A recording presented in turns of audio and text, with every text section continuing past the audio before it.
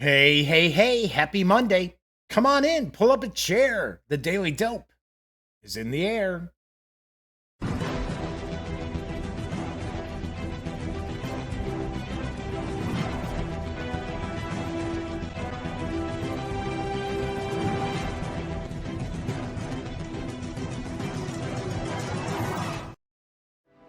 Howdy, howdy, howdy. Yes, I'm Jeff McAleer, back once again as your host here at The Daily Dope, presented by thegaminggang.com, which I happen to be the Grand Poobah.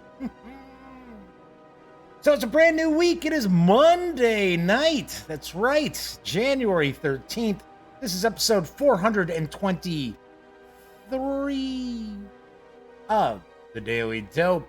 If this is your first time tuning in, just keep in mind, it's very, very casual.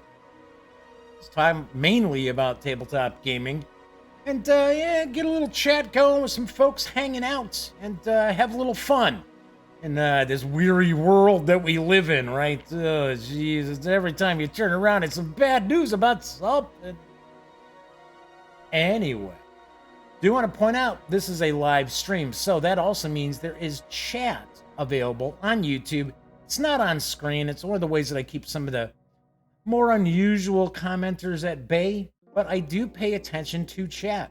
So if you'd like to say howdy, or maybe you've got a question or a comment, by all means, please chime in. I will respond. And of course, don't forget, give the video a thumbs up if you like it. We are getting a couple of people who are stopping by to give a thumbs down to every video I do now. Whatever. If that gets you through the night, it gets you through the night. Whatever. But anyway, if you do subscribe to the channel, which of course I do recommend, by all means, ring that little bell because it'll notify you not only when the Daily Dope goes live, Mondays through Fridays, it'll also tell you when I upload my standalone videos, such as my unboxing and first look at Oceans, the limited edition of Oceans from North Star Games, which we got a chance to play this weekend too. Enjoyed it.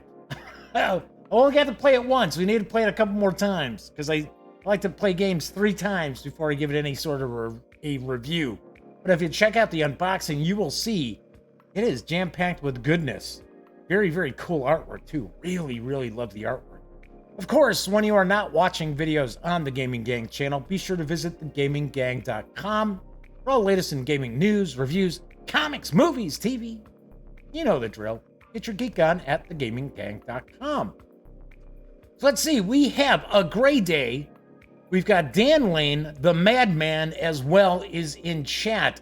Dan Lane, I have to point out, I believe this might be the first time that we have seen Dan pop into chat. So welcome aboard. I just saw Will Burton is in chat as well. We already got a good Monday starting to pop. So that's very, very cool. So everybody, welcome aboard. Welcome to chat. You know, I do my best to try to follow the chat. Sometimes it's going fast and furious, so I miss out on things. I do apologize if that happens. If you do ask me something or there's a comment you really want me to respond to, just repost it, retype it. You know, after a few minutes, don't continue doing over and over. Oh, okay, so Dan Lane is the other Dan. There we go. All right, Dan, good to see you. So yes, we have Dan from No Enemies here, who is not in chat yet. I don't know. He usually shows up for the shows. But yeah, so we have other Dan, as we were jokingly referring to Dan. So there we go. Good to see you, Dan. Even though you're using a different moniker this time around. So before I jump into the news, one thing I'm going to talk about a few things tonight. Not in great depth or anything like that. But one thing I think people will be kind of excited about, although I think some folks will be like, okay. So I'm going to save that till after the news. But I had some folks asking, so Jeff, what can we do to help spread the word as far as the Gaming Gang, as well as the Daily Dope, you know, the Gaming Gang channel, thegaminggang.com. And to be very honest with you, if you post on Reddit with any regularity, share some of the stuff on Reddit. Share the website on Reddit. Share a video link on Reddit. I can't because I don't post on Reddit. So if I try to post a link to something right away, they not doing that. Nope. You're trying to advertise, which I guess I sort of am, right? But I have noticed that when I get a video that goes up on Reddit somewhere, like in /r/board games, what have you, I get loads of traffic. Loads and loads of traffic. So, yeah, so that's a thought. So, anyway, moving right along. So, did want to mention that if you post to Reddit, not a bad idea. Share the videos. So, let's jump on into the news because I got a good amount of news today. I got a good mix of news as well. So, first off, we have not heard from my friends over at Fireside Games in quite some time. They have announced this April is going to see the latest release from them. And here's the dope on Stringham A Jig. Yes, I do believe it is called Stringham A Jig, as in thingamajig. A drawing game meets charades. Fireside Games is excited to announce that they will release Stringham A Jig this April. Stringham A Jig is a party game that's part drawing and part charades with a string. Bet you figured that out already because of the name. Each player is given 60 seconds to draw a shape with a loop of string, move it around, and interact with it. That sounds a little weird. Trying to help other players guess what word and as many other words in the time allotted. That did not make much sense. I believe there is a card that you draw that has actual different words on it. You're trying to get as many of those guessed in the 60 seconds. I'm guessing, because that sell sheet info did not make any sense there. Selecting the words to draw is constrained by the numbers on the back of the next card on the top of the deck. Sometimes the person drawing will be able to choose from among all 4 words on their card, sometimes between just 2 words, and other times the game decides which word must be drawn. When the drawer, I don't know why they don't say artist. When the drawer is ready, they flip the sand timer, grab the string, give me that string, and start drawing. They can make any kind of drawing and then start interacting with it, such as strumming a guitar, moving the tentacles on an octopus, and twirling the rotors on a helicopter. The drawer can't make any noise, and part of the string has to remain touching the table while they animate their drawing. Otherwise, the drawer can get crazy with it. The game really shines with the creative drawings and funny interactions with the string. The other players call out their ideas, and when a player guesses the word correctly, they are given the card, and the drawer quickly moves on to their next drawing. When time is up, the drawer gets a point for each word that was guessed correctly, and each player scores 1 point for each correct guess they made. All right, so now these cards are making a little bit of sense.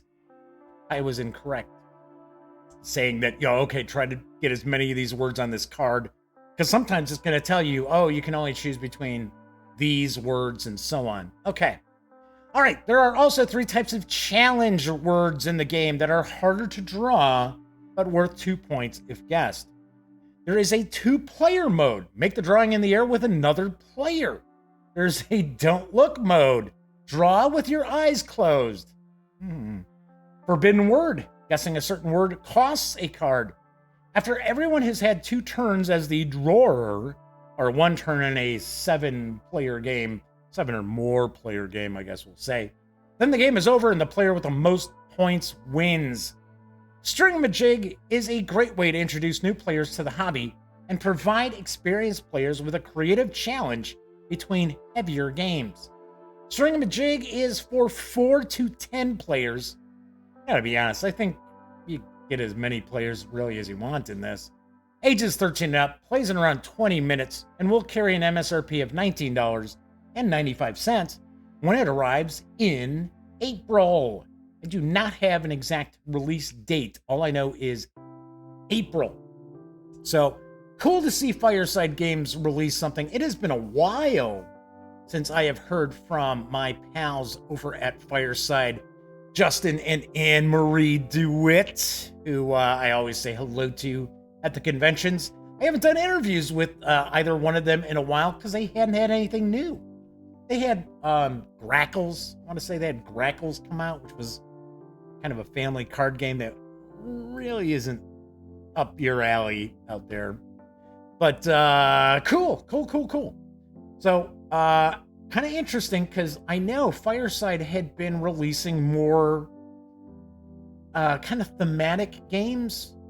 And I'll be honest, they were a company that was kind of getting squeezed out from like some of the like shelf space, right, in your friendly local game store, because it's the cult of the new. So if you don't sell your entire stock of your game in like a couple of months in a friendly local game store, well, then you're out of luck. It's it's moved. So kind of interesting to see them go in the direction of kind of a family/party game, because I don't think they've done one of those before. So plus there's supposed to be a big 10th anniversary Castle Panic, I believe, that comes out this year, so that should be cool too. So a Gray Day had asked, do these videos get linked on Board Game Geek? They go on my Board Game Geek blog. To be honest, I don't really know how you go about putting the stuff up, because I do notice that, because I don't spend much time on Board Game Geek. I really don't. I usually will upload. So for an example, I did my unboxing for Oceans. So yes, of course, that video goes up on the Oceans page on Board Game Geek. Just like RPG Geek? I almost said Role-Playing Game Geek, but it's RPG Geek.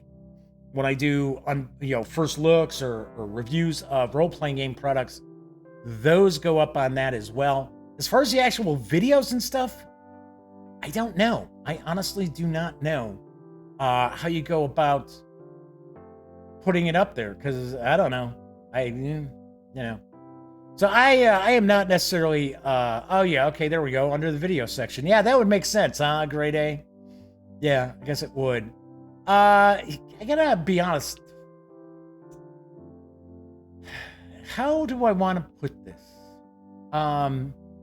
Some of the folks at Board Game Geek, I'm not saying the ones who are affiliated with Board Game Geek, some of the folks who go to Board Game Geek and spend a lot of time on Board Game Geek are far too anal for my personal tastes. That's why I kind of don't really spend much time on Board Game Geek, because from my experience, I get a lot of people who do not like my style on Board Game Geek, which will bring me to something that I will talk about after the news. Like I said, there are a couple of things I wanted to talk about after the news.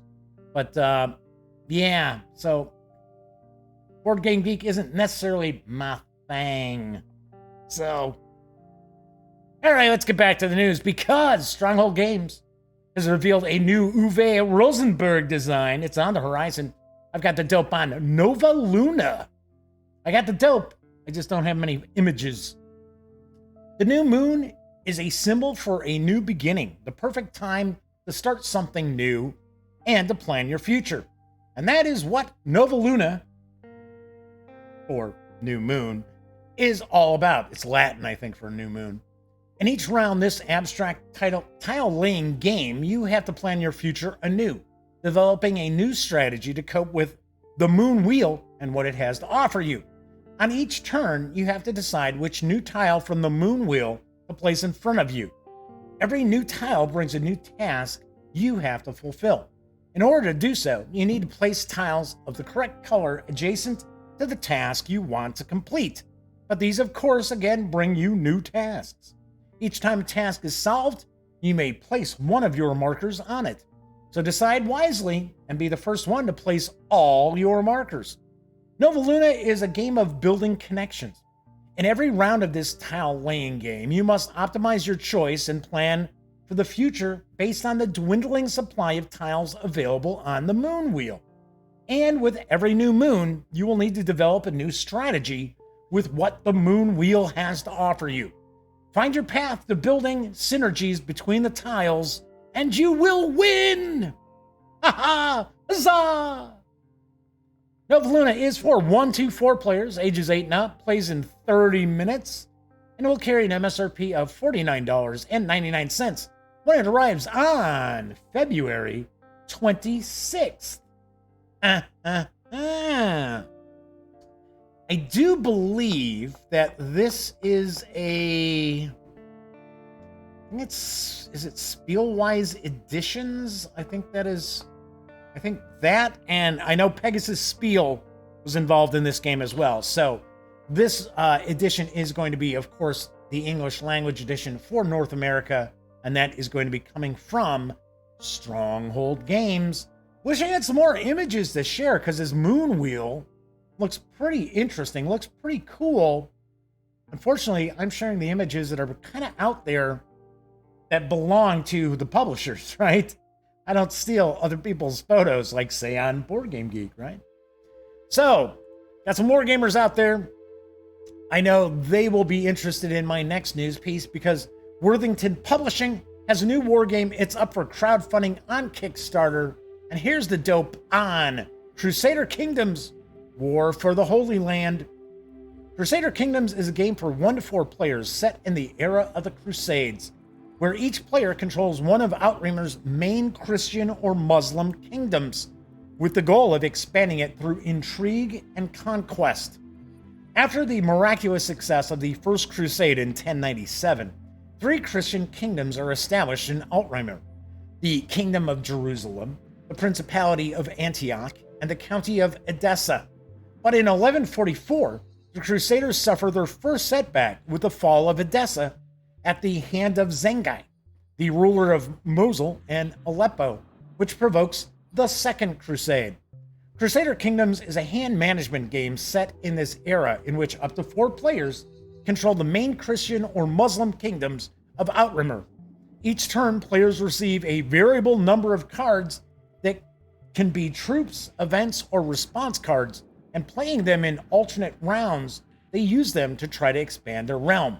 The winner is the player controlling more areas at the end of the game. Designed by Jesus Peralta, there are 4 different games between the First, Second, and Third Crusades. The game allows cooperative, competitive, and solitaire gameplay. With easy-to-understand rules, you'll be up and running within 20 minutes of opening the box. No 2 games will play the same, since certain cards that appear change from game to game. With multiple Crusades and Saladin's campaign, the game has immense replayability. So there is a quick Kickstarter video. It's just kind of going to show you the same sort of images I'm showing you right now, but it is the video that is from Worthington Publishing. It's not even a minute and a half. So let's kick back and give it a watch.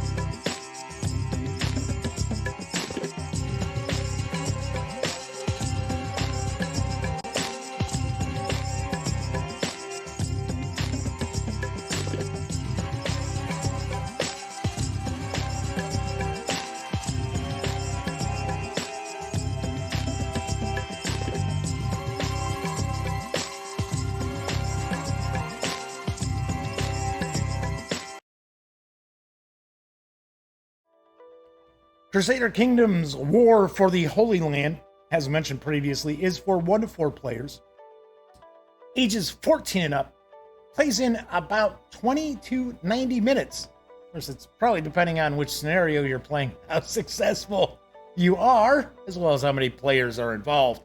Now, I do have to point out, there was an early bird special for $59. I don't know if they're all gone, because I have not taken a peek at this Kickstarter today. My apologies. So, there is an early bird special. Maybe there's a few copies left for $59. After that, it's going to be $64 as far as your pledge. And that is through February 1st. Expected delivery is actually this September. So, pretty quick turnaround. So, we've got Will Bird's like, hooray for War Games! Hooray! And A Great Day has pointed out the early birds are gone. Thank you, A Great Day. So, I had not had an opportunity to take a peek at the Kickstarter today to see what was going on. My apologies there. But, so, A Great Day says that they're on the fence for this one. I sort of have to agree a little bit. Okay, so first thing I will point out is that we don't see a ton of conflict sims that incorporate all the crusades. Now, I'm sure there's no children's crusade in this, because, for one, we're not even sure how historically accurate some of the records are for the children's crusade, because it may not have just been children, right? And it may not have been to the extent that we've heard from different records over the years. But so I think that's really interesting. The components look nice. I like the look of the board. Looks like we've got some pretty cool artwork. I'm just a little curious, is this going to be really kind of abstracted? So you kind of lose some of that period flavor? I don't know. I have no idea. Grade A points out that there are 237 supporters. So pretty good. Pretty good. So, yeah. And I believe someone had just mentioned, Grade A mentioned that they're pretty sure that this is Jesus Peralta's first game design. One thing I will mention, I'm almost positive that this game was self-published previously. It may have been a print and play. I'm not positive. So, don't know. So, Dan Lane asks, hey Jeff, I'm a big Star Wars and FFG fan. What's my favorite FFG Star Wars game? I don't play any of them. I do not play really any Fantasy Flight game stuff. Simply because, and it's not I've got anything against them. Okay. It's just, I don't know anybody who's in charge anymore. Once Asmodee came in and took them over and stuff like that. Yes, I know it was Christian Peterson's daughter was kind of running the show, but I don't know if she's still involved, because I know he left. And it was just super tough to get any kind of, review copies for anything. I think in all the time I've been doing this, and I mention it all the time, I'm in my 10th year covering the hobby. I've been playing games for over 40 years, about 42 years. I think in all that time I got not in 40 some years, in the 10 years. In like 107 years, I've gotten 2 review copies from Fantasy Flight Games. And it was like, I really had to jump through hoops and stuff like that. And I get it. They're a huge company and stuff like that. But this was even back in the day when you could count the websites out there covering tabletop gaming on pretty much 2 hands. And those that actually had a website, probably 1 hand. Really. Because back in the day, you had Dice Tower, you had Board Game News, which that was Eric Martin's, where he had like a big server crash and stuff like that. And that's when he ended up going over to Board Game Geek. You had, what is it? Fortress Ameritrash, I want to say. And, of course, you had the Gaming Gang. I think there was one more. But most of the people actually who were covering the hobby were all doing podcasts.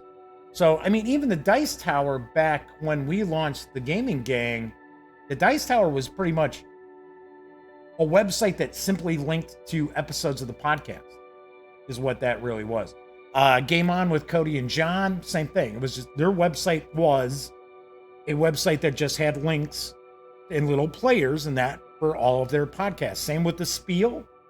So yeah, so we were one of the first, but then again, I'm just an independent, That's why one of these days I'm gonna have to do a Kickstarter or Indiegogo or something like that,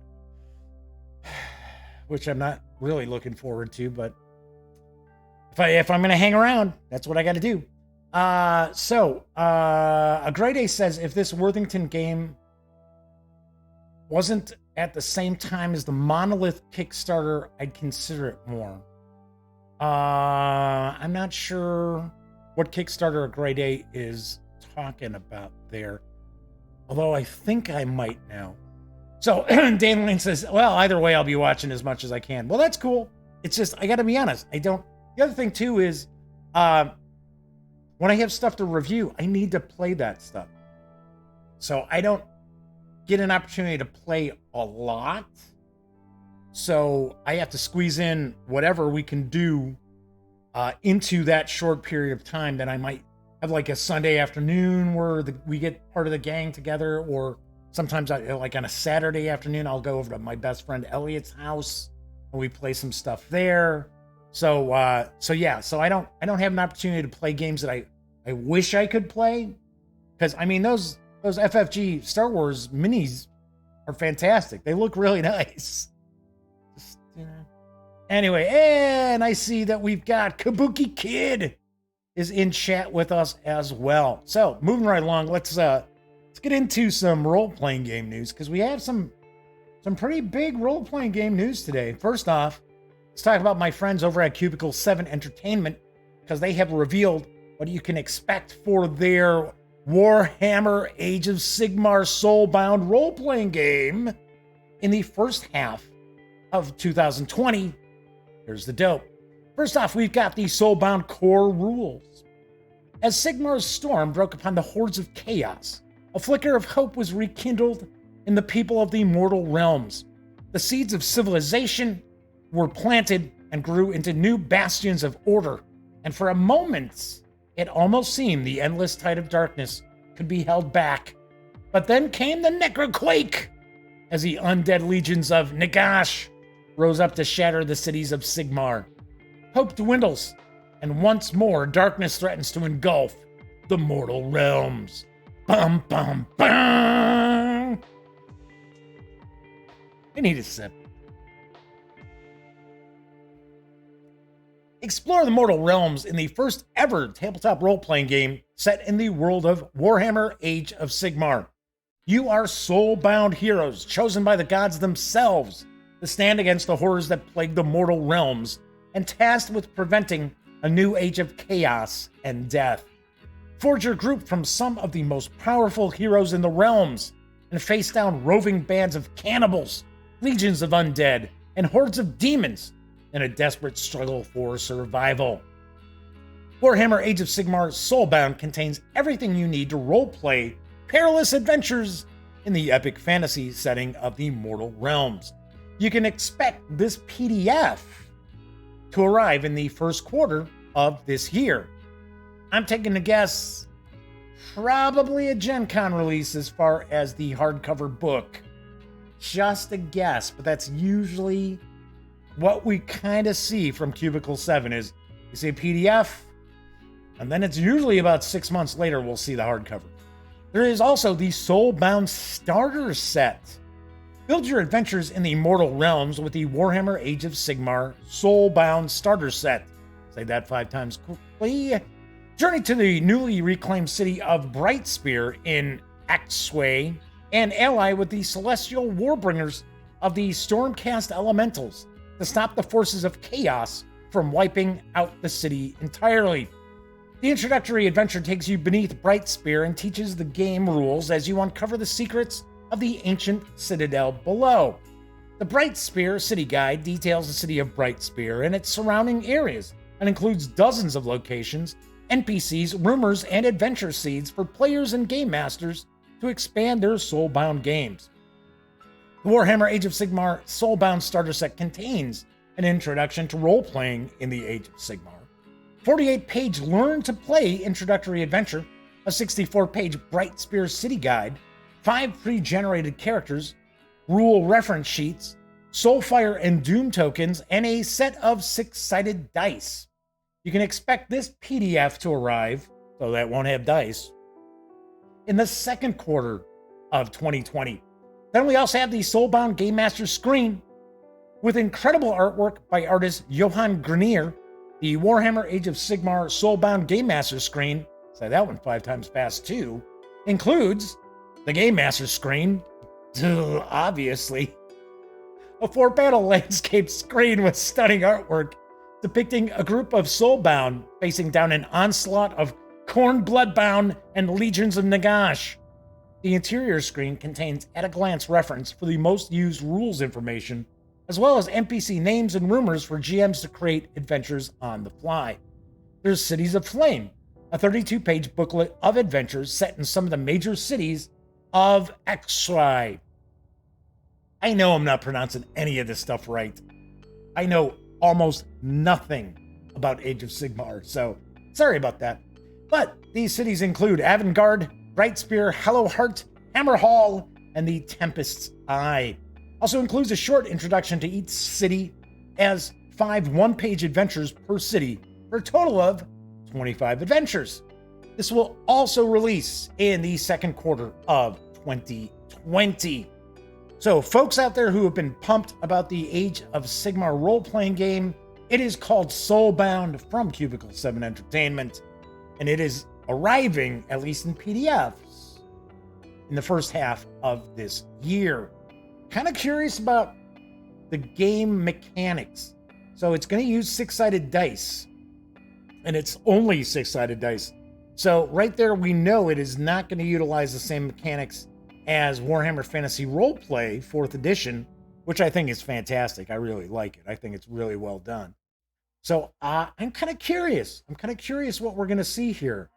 I wonder how crunchy the rules are going to be as well. So, or are these rules going to be kind of similar to Warhammer 40k Wrath and Glory? That utilized 6-sided dice. And Cubicle 7 took over that license from Ulysses Spiel. So, I don't know. Could be interesting. Could be interesting. I am hoping to start seeing, speaking of Cubicle 7, I'm hoping to maybe get my hands on some of the physical copies of like Enemy and Shadows, the first book, as well as the companion guide for the first volume. Because I've got the PDFs, but the gang over at Cubicle 7 knows that I don't review PDFs. I don't have time to review the PDFs. And plus, the PDF reviews in video is boring. I let Sammy do the reviews, which she also, speaking of Sammy, she's got a review. I got to get it up tonight for The Expanse, the latest adventure. What is it? Asbu's Bounty or something like that. So I will have that up later on tonight. So I am interested to see what this Age of Sigmar RPG is going to be. So I would say probably the biggest role-playing game news that broke today is the setting for the hit show Critical Role is going to get a Dungeons & Dragons source book. Here's the dope. When Critical Role debuted in March 2015, no one predicted the success of a Dungeons & Dragons live play show. Yeah, okay. Starring prominent voice actors. Not only has the show inspired a vast fan community of critters to create fan art, cosplay, and even musicals based on Critical Role's adventures, but the stories crafted by Matthew Mercer and his friends have encouraged droves of new players to try D&D for the first time. The D&D team at Wizards of the Coast is excited to officially collaborate with Mercer by publishing a brand new tabletop role-playing game book detailing the continent explored in the second campaign of Critical Role, complete with player options such as subclasses, magic items, and more. The Explorer's Guide to Wildemount will be available in stores everywhere on March 17th. Critical Role is a great example of why Dungeons & Dragons has been popular for over 45 years. A group of friends getting together, telling stories, and making each other laugh. In this case, the friends are talented performers playing live on camera, but the fun's the same. We're thrilled D&D fans and critters alike can now enjoy playing in Matt's world, as brought to 5th edition in this lovingly crafted book, said Nathan Stewart, VP of Franchise for Dungeons & Dragons. I'm sincerely so honored and excited to be working directly with Chris Perkins and his team of talented D&D writers and designers to bring this book not just for our community, but to D&D players everywhere, said Matthew Mercer, Chief Creative Officer and Dungeon Master of Critical Role, as well as lead writer on the guide. Dungeons & Dragons has had such a massive positive impact on nearly my entire life, and I am ever inspired by the endless creativity I see it spark in so many others around the world. To have been able to work with Wizards of the Coast to bring my world to life as an official campaign book is nothing short of surreal. I can't wait to see what other DMs and players create within my world to make it their own. The 304-page Explorer's Guide to Wildemount invites DMs to start playing in any of Wildemount's regions using introductory adventures, dozens of story-inspiring plot seeds, and the new Heroic Chronicle system. Adventurers can also expect to discover countless secrets revealed by Critical Role Dungeon Master Matthew Mercer for the first time. I don't know why they keep referring to him as Matthew Mercer. I don't hear anybody call him Matthew. It's always Matt. Whatever. Players and DMs will find new character options available for play in any campaign, like the Echo Knight, Fighter subclass, spells of Dunamancy, numerous new monsters, and more. The 304-page hardcover will hit stores on March 17th. It will carry an MSRP of $49.95. So, a lot of people are pissed off about this. Let me grab a quick sip here. Yes, all morning long. In fact, I have to laugh because Matt Mercer himself, I think, had to tweet out like a statement. Because all these, well, I shouldn't say all these. You know, it's a Twitterverse, right? So you get the Twitterverse, and you get a small handful of people who just bitch really loudly and whine and complain and whinge about everything. They're not satisfied with anything ever, right? So, of course, these people are all, how dare they do a Critical Role supplement, which they already did one. And they're like, instead of like Dark Sun or Dragonlance, which Dragonlance, personally, I thought sucked balls, but that's, you know, just me. It's like sort of like, yeah, hey, here's your characters who kind of are involved in the big goings on and excitement in this campaign, but not really the stars of the adventure. So all these, not all these, anyway, so these folks out there were all super upset. It's like, give me a break. Now, I don't know who suddenly, because I've gotten people who like are like DMing me saying, yeah, but you hate Critical Role. And I'm like, no, I don't. I've said it time and time again. I don't hate Critical Role. Number one, I don't watch Critical Role. I've seen all of maybe 10 minutes of Critical Role since it launched. It's just not my bag of tricks. And I've also said that I think it creates unrealistic expectations in players who are coming to Dungeons and Dragons for the first time. Also, there are a lot of people know there are a lot of people who watch Critical Role who do not play D&D. They don't. They just watch Critical Role, and that's fine. I don't mind. I have nothing against these people. It's like, a lot of people enjoy it. Great, watch it. It's like millions of people watch CSI. I don't watch CSI shows. It's just not my bag of tricks, right? Or I should say NCIS. CSI's gone. But you got all the different NCIS shows, right? On CBS. I don't watch them. It's not my bag. but I don't sit there and yell at my mom. What the hell are you watching NCIS again? What is wrong with you, Mom?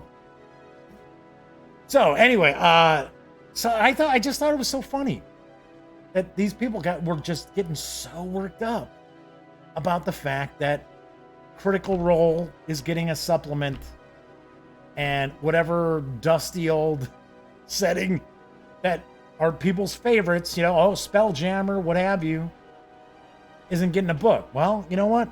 This is what I tweeted out today. You may have seen it if you follow me on Twitter. I said, well, Hasbro's in the business of making money. So if Hasbro thinks that a Critical Role supplement is going to sell way more than, say, Dark Sun for 5e, they're going to do a Critical Role supplement, and complaining about it isn't going to change anything. It's all about the ducats, folks. Plus, I say it all the time. People just think D&D's way bigger than it is. It's not as huge as you think it is. Our hobby is still a very niche hobby, which is fine with me. I'm cool. I'm cool with it. But all right, so let's see what we see. Pop in the chat here. So Dan Lane says that they're picking up their first D&D books this week. That's cool. Very nice. Picking up their first D&D book, I should say, this week. If I may, if you are looking to run Dungeons & Dragons, may I recommend, unless you already ordered it, I would recommend either the starter set or the essentials kit, because that is a perfect jumping on point for 5th edition Dungeons & Dragons, and the adventures are pretty good as well. Stay as far away as you can from the Stranger Things box. It is garbage. It is crap. All right, so the Madman points out that he likes 5th edition way better than other editions. Funny thing is, if you look at the big picture, there's not that much different between any of the editions. Okay, to me, there's a bigger difference between like B/X and Advanced D&D.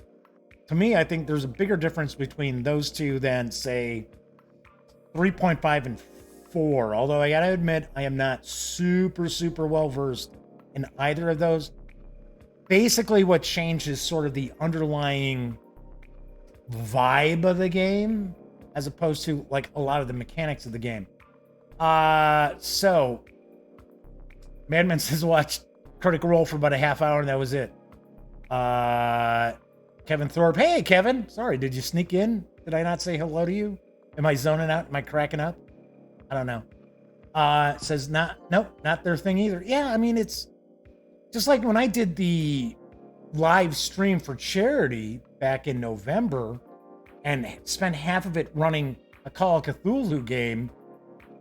And it was kind of silly and it was kind of goofy. And I believe the Madman watched part of it.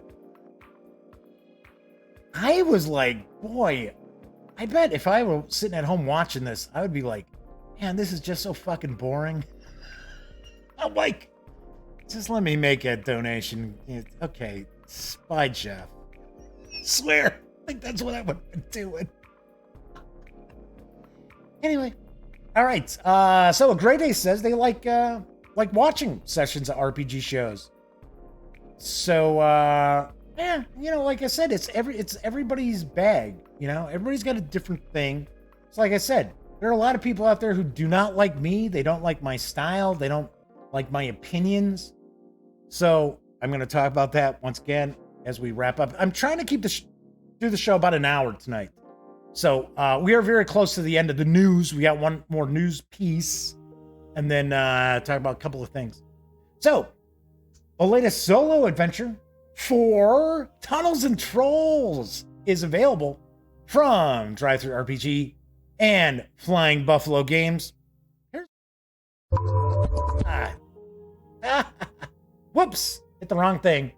Here's the dope on Dark Temple. See, you thought the show was ending. While passing through the remote province of Myrtle, you find a pleasant inn to spend the night, a rarity in these parts.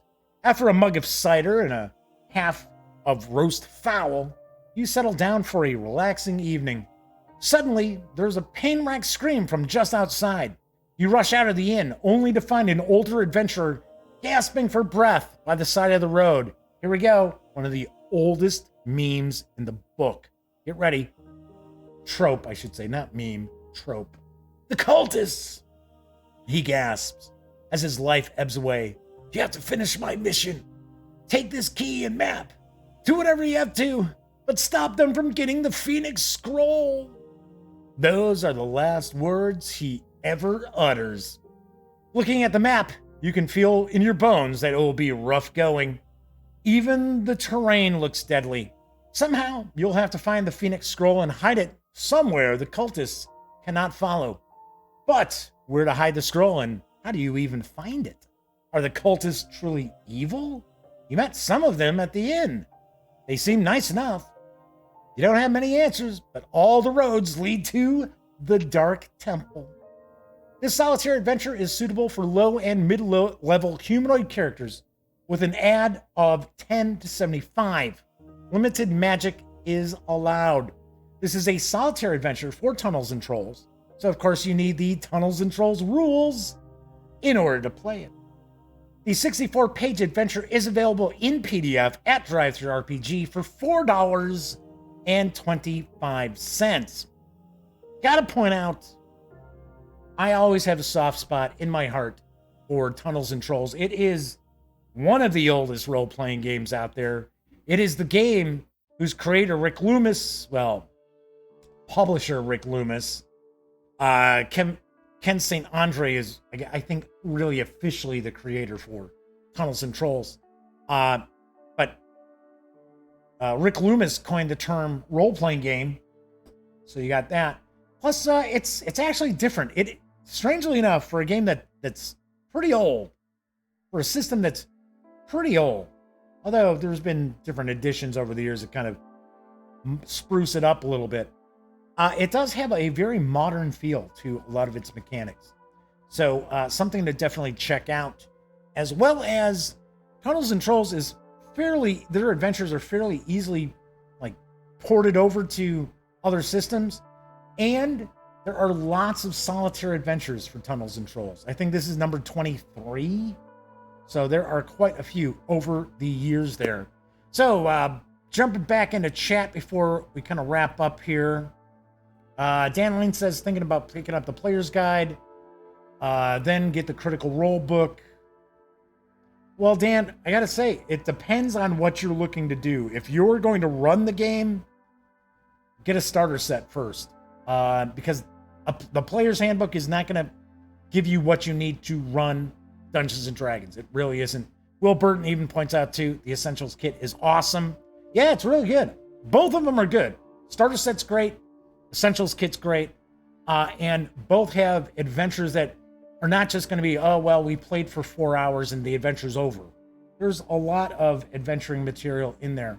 So, only RPG show the Madman spends any time watching is for Savage Worlds. Yes, because the Madman does have a Savage Worlds group. I knew that. Kevin Thorpe says, I'm a player, not a watcher. Though I'm not a D&D player. If people are drawn in the hobby, that's what matters. Yeah, I agree. If it introduces them to the hobby and they don't have some weird expectations, because I have heard from dungeon masters over the past few years, I've gotten emails talking about, hey, what can they do differently? Because their players are like, they were all watching Critical Role and they nominated somebody to be their dungeon master, and then they run a game of D&D with a published adventure, and everybody's like, well, that's not like Critical Role. How could it? How could it be? I think everybody knows. Okay, anybody with already knows that stuff, it's not all off the cuff, right?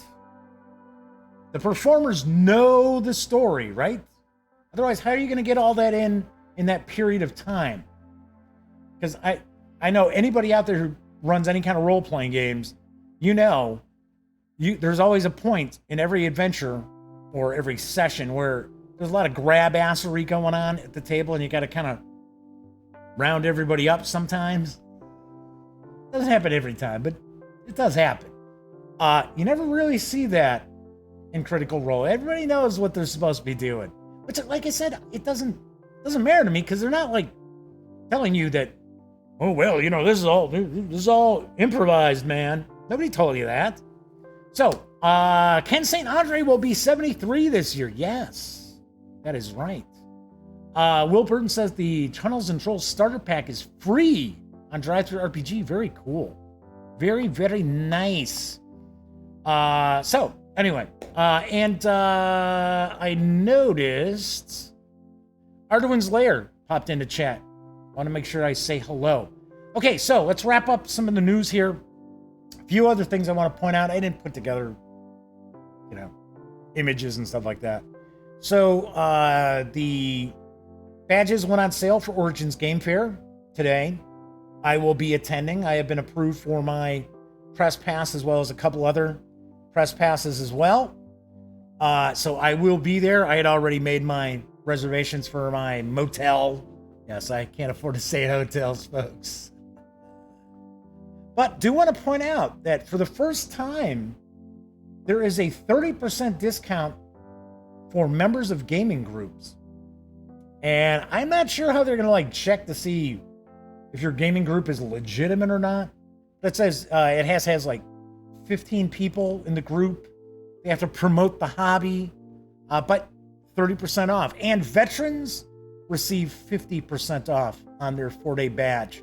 So I thought that was pretty cool. I think they've been doing that for a while. I don't know if it was always 50%, but I thought that was pretty cool. I thought that was pretty nice. Other item I do want to point out. Will Burton's got a rock. Okay, cool deal. Good to see you, Will. Thanks for swinging in. Those of you who are out there who were curious about Fantasy Flight Games and their role-playing game output, as far as what's going to happen since they basically let everybody go,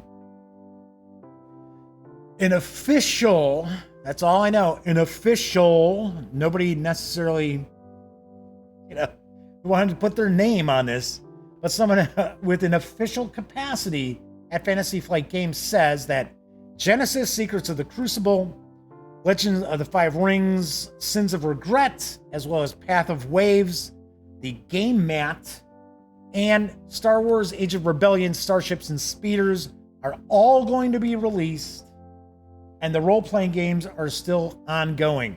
That is kind of the quote. The exact quote is, all 3 product lines are still ongoing. That's the quote. So, as of them saying that, those RPG lines are still ongoing. Once those get released, those titles I was just talking about, no telling if they're going to be ongoing or not. But I did want to bring that out because I know some people were kind of curious about that. So, last couple of things. Number 1, I have a poll out on Twitter if you'd like to vote on it. I think it's up for a couple more days. I'm kicking around, bringing back unboxings, first looks, and reviews for the Daily Dope. So it's way more work, but I am considering it to do that. Only issue is I don't get enough stuff, really, to be doing an unboxing or review, how to play, what have you, every single night, Monday through Fridays. I just don't. So trying to figure out how I might do that. Plus, there's some properties that I would not do, say, a first look on the Daily Dope, because that'll cut down on how many people watch it. So for an example, a Dungeons and Dragons source book or adventure or release, whatever, that would be a standalone video because that pulls in a lot of people. I don't think I'll have as many people checking it out if it's part of the Daily Dope. So, don't know. Do not know. So, wanted to float that out there. So, if you get a chance, vote over on Twitter. It's got a couple of days to go. So, Dan Lane is talking about they're looking at investing in D&D. Yeah, I guess it's an investment. So, a Great A says, Fantasy Flight Games is not trustworthy. This has been proven. Okie doke. All right. So, who could high five what? I'm sorry. Who's high fiving who? What's going on there? All right, so the other item that I did want to mention as well is I ran a poll over the weekend, and the numbers that came back did not surprise me. So as I had mentioned before, one of the reasons why I'm not like putting videos up on Board Game Geek, which I'll give it a shot. I'll put them up there, see what happens. So I ran a poll asking how long people who follow the Gaming Gang on Twitter, how long have they been playing games? So it was like something like up to 2 years, 2 to 5 years, 5 to 10 years, more than 10 years. 64% of the people who, in fact, a little over 64% of the people who answered the poll, who voted in the poll, have been playing tabletop games for longer than 10 years. So it was something I already knew. Newbies to the hobby are not my fans. They don't dig me. Whatever. That's fine. I'm not here to necessarily massage people's egos to newbies to the hobby. It's just not my thing. But I did think that was kind of funny. I thought that was pretty interesting.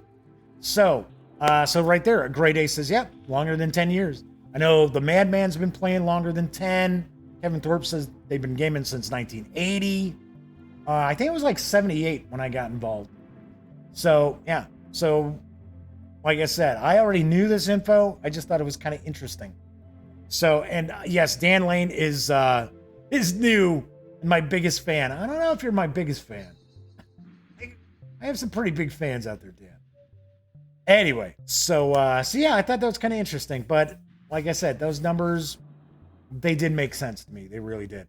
All right, so that is it for tonight's show. Be sure, like I said, vote over on Twitter if you want to see a return of the unboxings and first looks and reviews and how to plays on the Daily Dope. If I do bring them back, I'll probably only do maybe 4 news pieces a night. So, anyway, so Dan Lane says they're my biggest fan weight-wise. Ba-dum-bumps. So, yes, a Great Day says first game was their RuneQuest box set. I think I've mentioned before the first gaming... It's okay, so it's either... I'm trying to remember. It's either... the hell was... Magic Realm. I almost said Magic Quest. Magic Realm from Avalon Hill, which even adults can't figure out exactly how to play that game. Or it was the Studying of the Hill Giant Chieftain for D&D that I did not realize you needed to have the other books.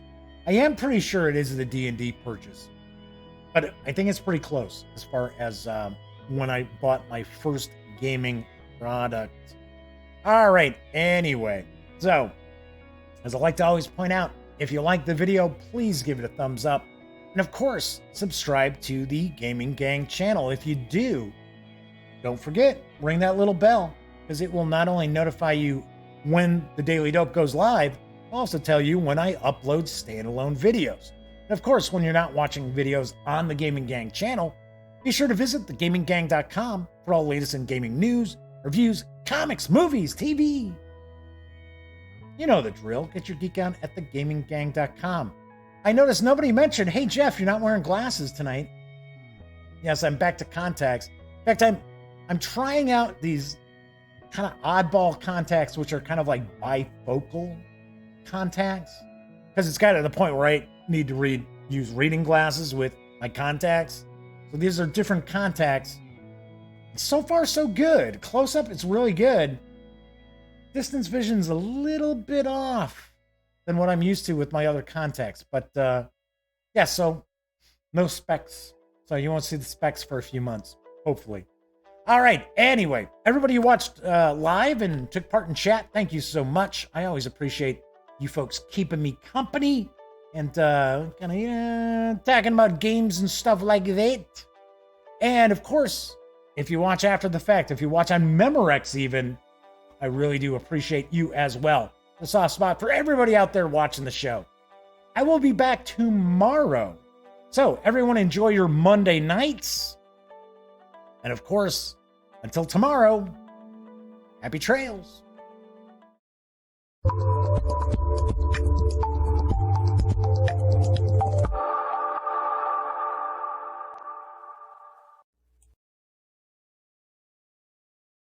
Oh, you're still here.